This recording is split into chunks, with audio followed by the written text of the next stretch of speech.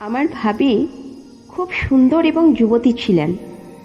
তিনি বাড়িতে একা থাকতেন এবং আমাকে প্রায় তার কাছে ডাকতেন, যাতে তার একাকিত্ব দূর হয়। আমাকে তার কাছে যেতে ভালো লাগতো এবং আমরা বেশ কিছু সুন্দর মুহূর্ত একসাথে কাটাতাম। একদিন ভাবি আমাকে বাড়িতে ডাকলেন। আমি আনন্দের সাথে ভাবির বাড়িতে চলে গেলাম। যখন আমি সেখানে পৌঁছালাম, ভাবি ওয়াশরুম থেকে স্নান করে বাইরে আসছিলেন। ভাবিকে দেখে আমি মুগ্ধ হয়ে গেলাম। ভাবি সত্যিই খুব সুন্দর ছিলেন। এটা একেবারেই মনে হয়নি যে তিনি বিবাহিত একজন মহিলা।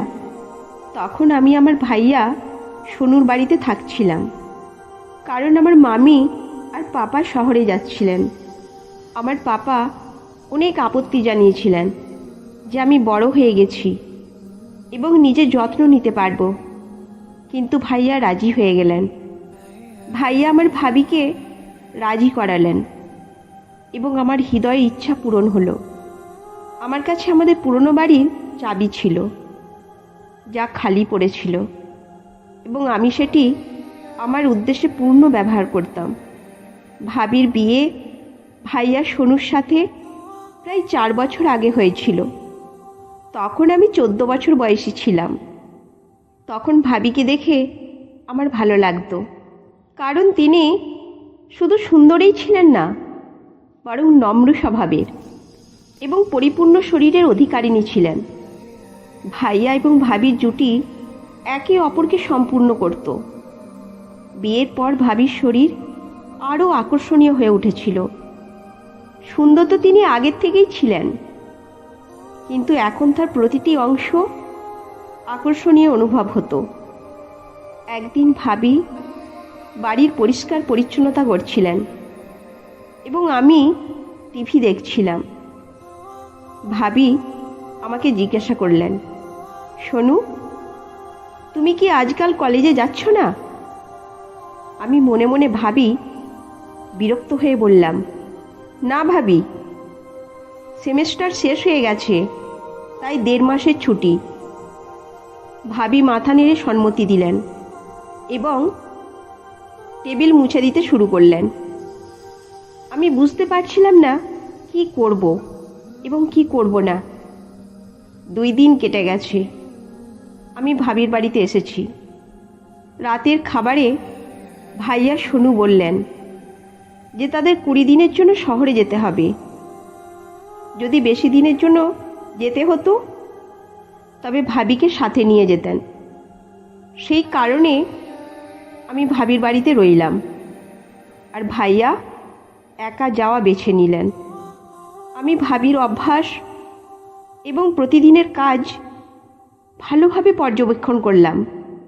আমি লক্ষ্য করলাম যে ভাবি চা খেতে খুব পছন্দ করেন এবং চা সবসময় খোলা দুধ দিয়ে তৈরি করেন, যদিও আমি দুধ ছাড়া চা পান করতে অভ্যস্ত।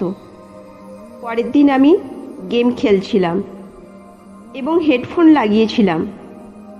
আমি জানতাম না যে ভাবি আমার পাশে এসে বসেছেন এবং আমাকে গেম খেলতে দেখছিলেন। আমরা বন্ধুদের সঙ্গে মজার কথা বলছিলাম এবং আমি কিছু বাজে কথা বলছিলাম, যা খুবই খারাপ ছিল। ভাবি অবাক হয়ে এবং বিরক্ত হয়ে আমার কথা শুনছিলেন। তিনি আমাকে ডাক দিয়ে আমি এখানে আছি জানানোর চেষ্টা করলেন, কিন্তু মিউজিকের কারণে আমি কিছু শুনতে পাচ্ছিলাম না। ভাবি বেশ কিছুক্ষণ আমার বাজে কথা শুনে তারপর উঠে গিয়ে তার ঘরে চলে গেলেন। সন্ধ্যায় যখন আমি বন্ধুদের সঙ্গে ঘুরতে গেলাম, তারপর আমি ফিরে এসে বিছানায় শুয়ে পড়লাম। কিছুক্ষণ পর আমি বললাম, ভাবি, আমাকে চা চাই, আপনি কি বানাবেন? ভাবি হাসি মুখে বললেন, কেন নয়, আমার ছেলে, আমি 2 মিনিটে তাজা হয়ে আসি, তারপর বানিয়ে দেব, এবং বাথরুমের দিকে চলে গেলেন। আমি বারান্দায় গিয়ে বসে দেখছিলাম। একটি ফুল আমার খুব পছন্দ হলো। তারপর ভাবি আমাকে ডাকছিলেন।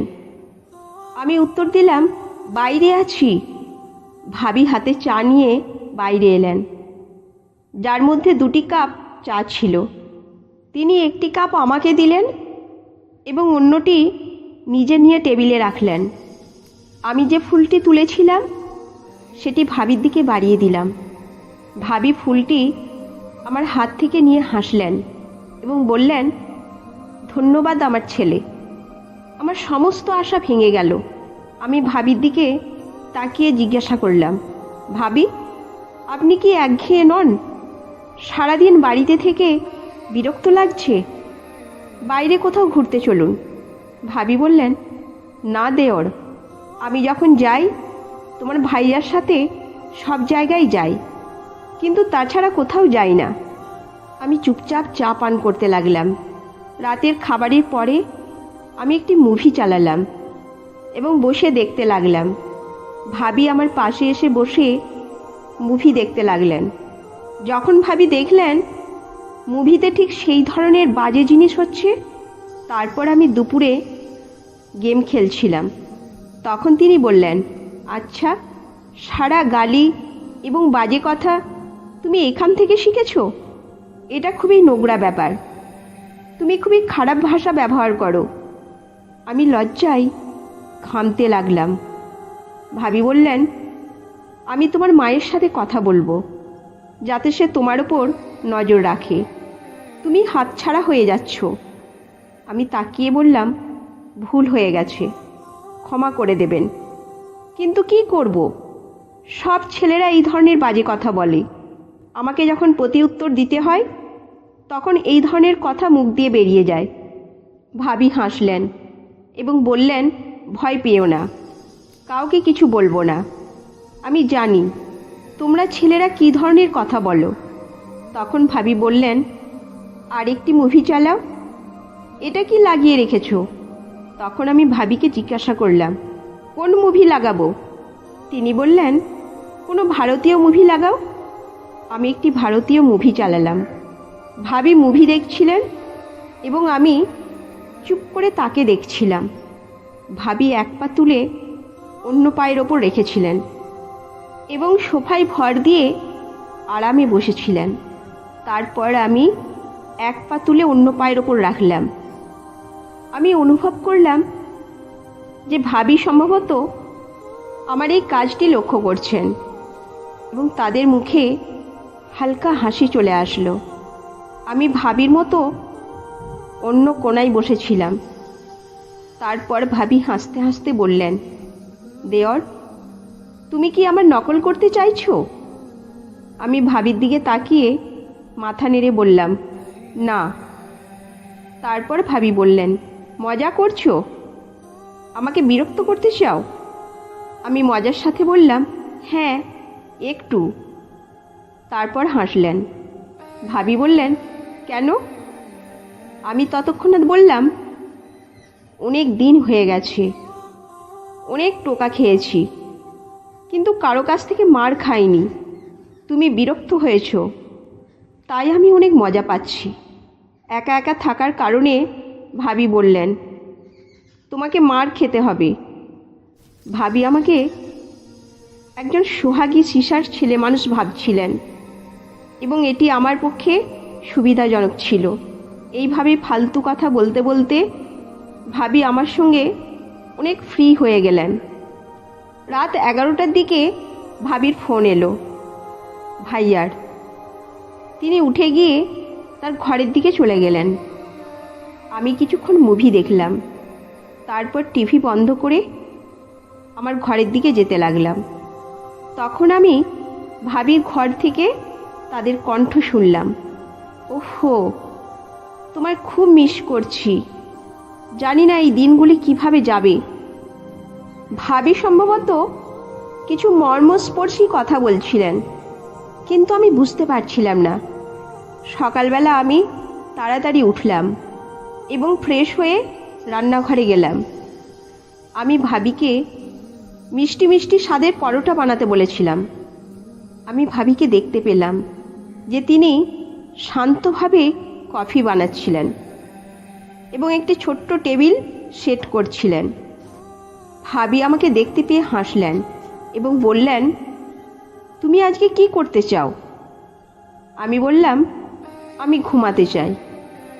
কিন্তু তুমি কিছু করতে বললে, আমি করতে পারি। ভাবি হাসলেন এবং বললেন, তোমার মুড যদি ভালো থাকে তবে পরে তুমি আবার ঘুমাতে পারবে। এখন আসো, চা এবং ব্রেকফাস্ট খাও। পরোটা শেষ করে আমি ভাবিকে বললাম, আমি বাইরে কিছুক্ষণ ঘুরতে যেতে চাই। ভাবি আমন্ত্রণ জানিয়ে বললেন, তোমার যদি মনে হয় তাহলে আমি তোমার সঙ্গে বাইরে যেতে পারি। আমাদের কিছু সময় একসাথে কাটাতে ভালো লাগবে। আমি আনন্দিত হয়ে বললাম, বেশ, চলুন বের হই। আমরা বাইরে বের হয়ে শহরের চারপাশ ঘুরলাম। ভাবি আমাকে বিভিন্ন জায়গা দেখালেন এবং খুব ভালো সময় কাটালাম। সন্ধ্যার দিকে আমরা বাড়ি ফিরে এলাম। ভাবি বললেন, আজকের দিনটি খুবই সুন্দর ছিল। আমি খুব আনন্দিত। দিন শেষ হয়ে আসছিল। ভাবি শান্তভাবে বিশ্রাম নিচ্ছিলেন এবং আমি বুঝতে পারছিলাম যে আমাদের মাঝে একটি বিশেষ সম্পর্ক গড়ে উঠেছে। ভাবির জন্য আমার মন থেকে অনেক সম্মান এবং ভালোবাসা অনুভব হচ্ছিল। এই গল্পের মাধ্যমে আমরা শিখতে পারি যে মানবিক সম্পর্কের গভীরতা এবং আন্তরিকতা আমাদের জীবনের গুরুত্বপূর্ণ অংশ। ভাবি ও দেওরের সম্পর্কের মধ্যে যে সম্মান ও বিশ্বাস রয়েছে তা আমাদের শেখায় যে সুস্থ সম্পর্ক গড়ে তোলার জন্য অপরের প্রতি সম্মান এবং বিশ্বাস অপরিহার্য। একাকিত্বের বিরুদ্ধে লড়াই করে সংযোগ স্থাপন করা এবং একসাথে সময় কাটানো আমাদের সম্পর্ককে আরও শক্তিশালী ও সমৃদ্ধ করে। ভুল বোঝাবুঝি হলে আন্তরিক আলোচনার মাধ্যমে সমাধান করা সম্ভব, যা আমাদের সম্পর্ককে আরও গভীর ও সুস্থ করে তোলে। এই শিক্ষাগুলো আমাদের জীবনের সম্পর্কের গুণগত পরিবর্তন আনার ক্ষেত্রে গুরুত্বপূর্ণ ভূমিকা পালন করে। তো বন্ধুরা, এই শিক্ষণীয় গল্পটি আপনাদের কেমন লাগলো অবশ্যই কমেন্ট করে জানাবেন। ভালো লাগলে একটি লাইক করে চ্যানেলটি সাবস্ক্রাইব করে নেবেন। ধন্যবাদ।